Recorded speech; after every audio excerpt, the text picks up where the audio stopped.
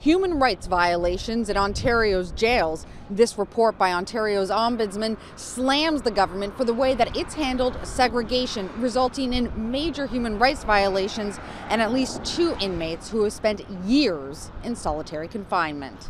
There is no lesson to be learned other than to be hateful. Robert spent a year in solitary confinement, and he says he left there a shell of a man. All I wanted to do was hide. Nobody's asking to have the lights on for 24 hours a day. Nobody's asking to be denied access to medical attention, that type of thing. Some of the things that we see happening in segregation.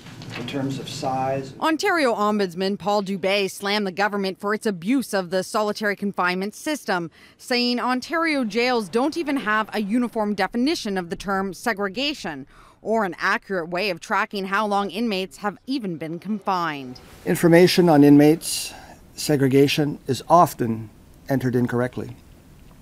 Inputting incorrect start and end dates makes it impossible to know who is in segregation and for how long. Which could be why the record for Anthony George says he's only been in segregation for 582 days, although sources say he's spent every day since November 1st, 2013 in solitary confinement. That's when he was charged for allegedly killing a cellmate. I don't think it's my position to discuss individual situation within the operation. There's also Jelani Hibbert, who, according to this report obtained by CityNews, only spent 11 days in segregation in the Mimico jail for allegedly killing his cellmate last January.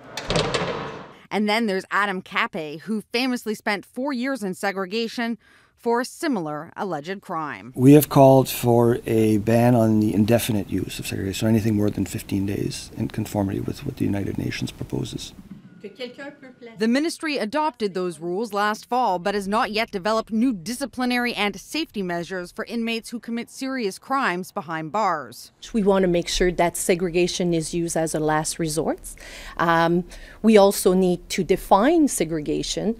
We also need to ensure that we track. In November, the ministry appointed the former federal ombudsman for prisons to conduct yet another review of segregation. His report is expected in coming months. Outside of the Toronto South Detention Centre, Christina Howard, City News.